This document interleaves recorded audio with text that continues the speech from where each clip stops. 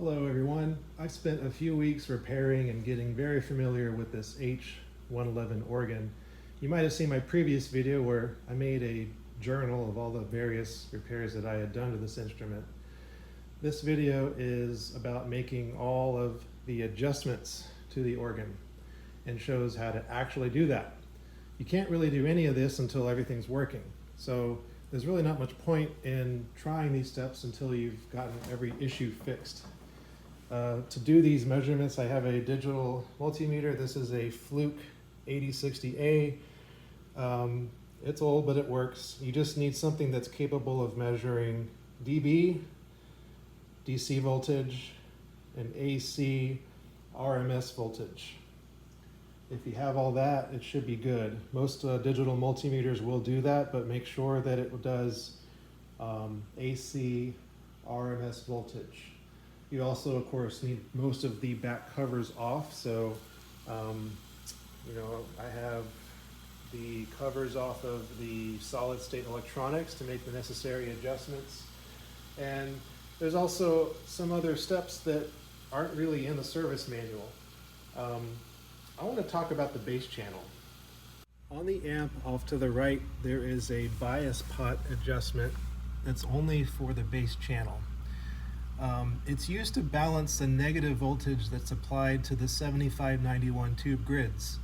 This pot has resistors on either side of it which ground it. Now normally when we think of bias, we think of a negative voltage being applied to the grids of the output power tubes, similar to what you find on many guitar amps. And on those amps, the bias pot is just a little rheostat that sets how much negative voltage you want to put on both of the power tube grids equally.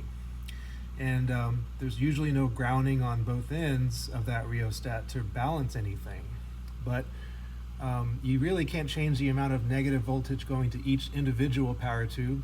Whatever you set the bias to gets applied to each of them equally. On the other hand, when we think about balance, there's other amps that have resistors on both sides of a balance pot, and they're usually called hum balance.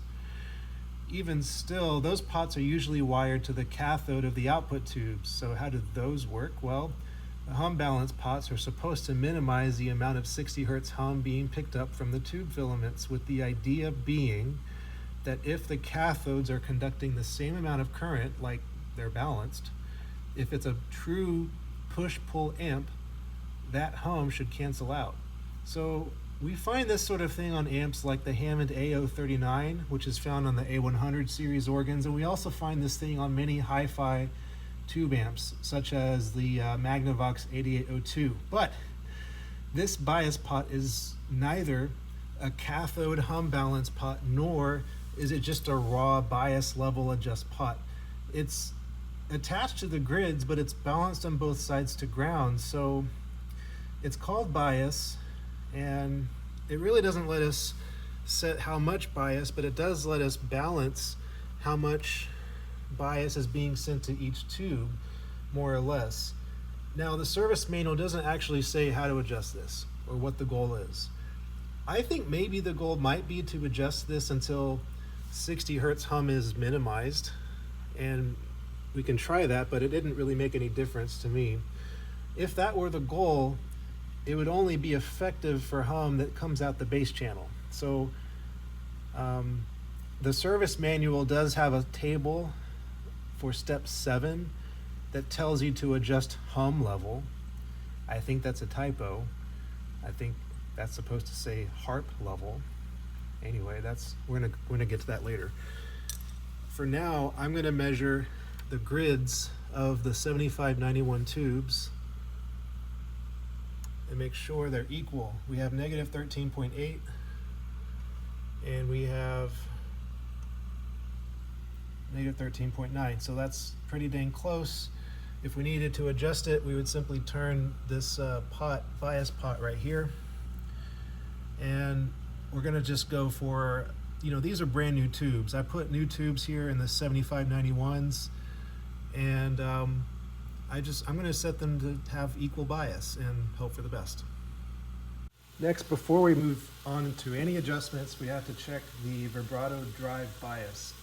Set your meter to DC volts Clip your negative of the meter to any metal chassis and use your positive probe to check the collector voltage of the thinned transistor on the vibrato drive board. So the metal case of, that's this board here, the metal case of that transistor is the collector. We're going for 70 volts, so we're going to adjust. There's a bias trim pot right there. We can adjust that until the reading is 70 volts DC. Next, we need to set the solenoid current for the string bass. So the negative of your meter should go to the chassis. Positive of your meter should go to pin 6 of plug 702. So on this plug, that is 1, 2, 3, 4, 5, 6. For me, it's a red and white striped wire. We're going to put a sharp probe in there so we're measuring, and the service manual says to have all tabs up, full volume, and push any string bass tab and push one note on the pedal. And I believe on this organ it's supposed to be a 14 volt reading. And we can change that by moving this 30 volt adjust rheostat on the power supply and make it 14 volts. Earlier organs, this adjustment should be 18 volts. I think on the 15,000 and up serial numbers, it's supposed to be 14 volts. The final prep work before we go down the adjustment table is that we need the swell pedal to be at maximum. All tabs up. Oh, we got some noise. We'll figure that out. All tabs up.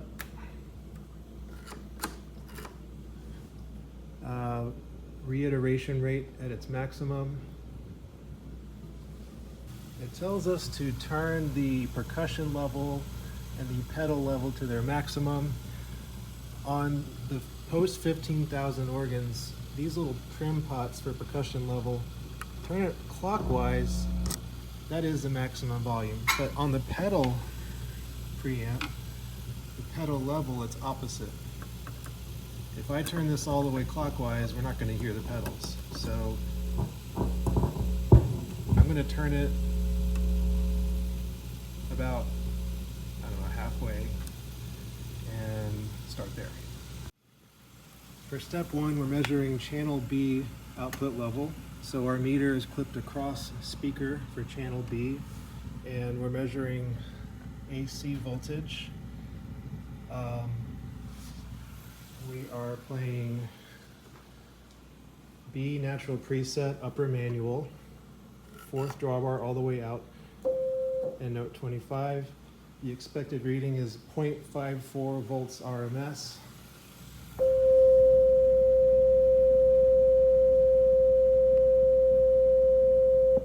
Pretty spot on. To make any changes to channel B level, these pots are concentric. They have an outer adjustment. We can use a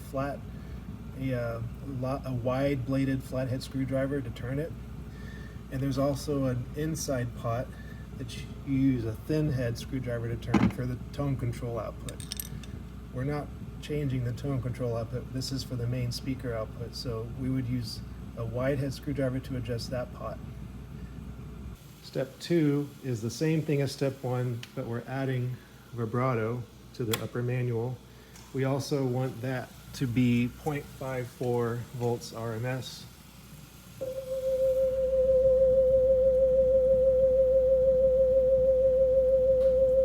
It's a little low, so I'm going to adjust the vibrato gain, which is right here, the vibrato level pot.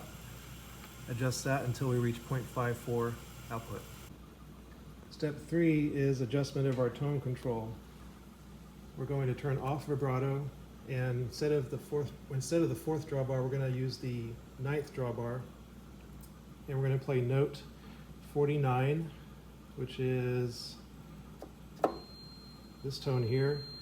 The goal is to get 0.15 volts AC across channel B, and the adjustment, if that needs to change, is to adjust the tone control pot. We are at stabilizing right at 0.14. We can go up a little on the tone control. Pretty close. The tone control is, a matter of taste, but when you're trying to make adjustments, it's important that you get it as close to 0.15 as possible. For the fourth step, our meter is clipped across speaker A. Once again, we're in volts, AC, RMS. We're going to do a repeat of step 1, except it's going to be for the A channel. Fourth drawbar, upper manual, no vibrato, note 25. And the goal is to get 0.54 volts AC.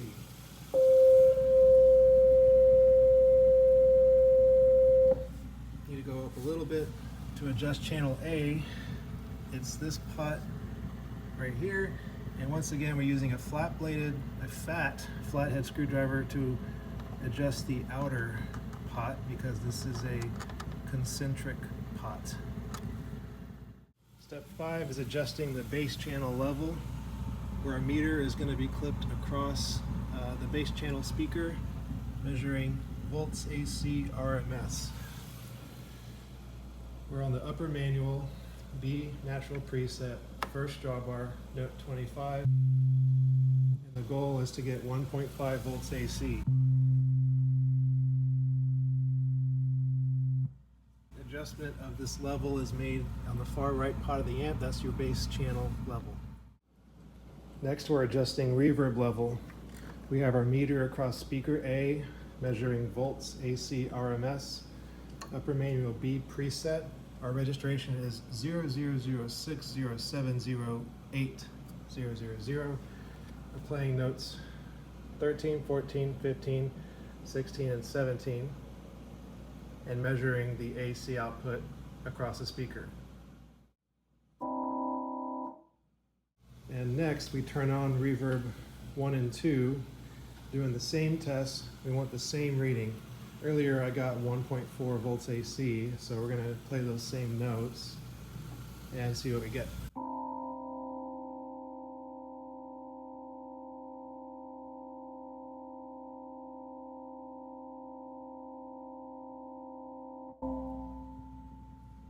So it was about the same, and if it was too low or too high, we would adjust the reverb level pot right here. Now on to step 7, harp adjustment. We're on the A sharp preset, fourth drawbar. We're going to play notes 13, 15, and 17. We are measuring our meter on channel A, this time at the dB setting. And we have, let's see,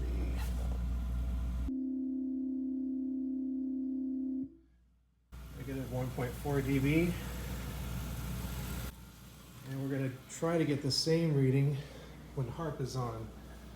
Go back to B natural preset, no drawbars, harp sustain, same notes. Minus 1.7, so it could be a little higher. And what we're adjusting is the harp level right here. Fun fact, the service manual says to adjust the hum, H-U-M level. I think that's a typo. This pot is reverse pot, so turning it left increases the volume of the harp. Turning it to the right decreases the volume of the harp.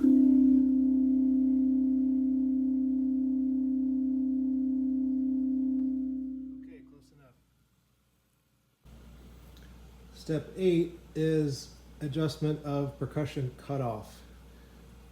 This step is going to be loud, and I don't like it very much. I set to volume soft. This is the B natural preset, no drawbars, banjo percussion on. And the point is, once percussion has fully decayed, the remaining sound should still be audible, but just barely audible. we can just barely hear it. That's the goal. And if you do hear percussion after it cuts off, or you don't hear it at all, you would adjust it by adjusting percussion cutoff pot over here. Step 9 is how we adjust the percussion volume. And the way that's done is we set the A sharp preset to this registration, which is 00078888800, which is identical to what the banjo percussion voice is doing. And we want to equalize it. So setting it manually and playing note 25,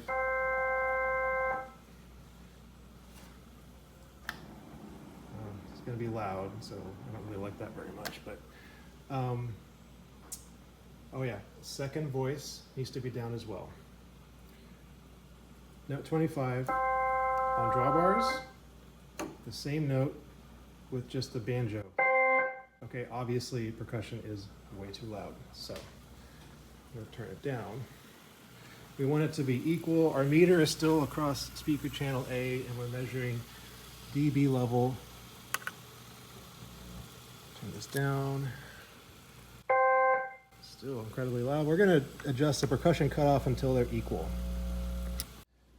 Step 10 on the table is something we're not going to do because it involves an adjustment in early serial number organs. And it says to do step 11, but I also think that's only intended for earlier organs because we do not have a reiteration noise nulls A and B adjustment. That's only on the tube chassis. So step 12 is pedal cutoff. So we enable string bass 1 or 2, and we pull out all pedal drawbars, press and release the highest pedal, and then we adjust the pedal cutoff pot until the note becomes inaudible. Now I don't really hear anything, but here is the pedal cutoff adjustment. If I turn it up, there's the string bass sounding. Turn it down, it's not sounding anymore. So leave it there, inaudible. Step 13 is our pedal level adjustment. Our meter is on volts AC RMS, and it's attached to the bass speaker again. We are measuring only the first pedal drawbar, and the string bass is down. And at full volume, once we push pedal note 13, we expect a reading of 6 volts RMS. And we're at 3.8 volts. And so I will adjust the pedal level pot, which is right here. And this is a reverse pot, so turning it left will increase the level.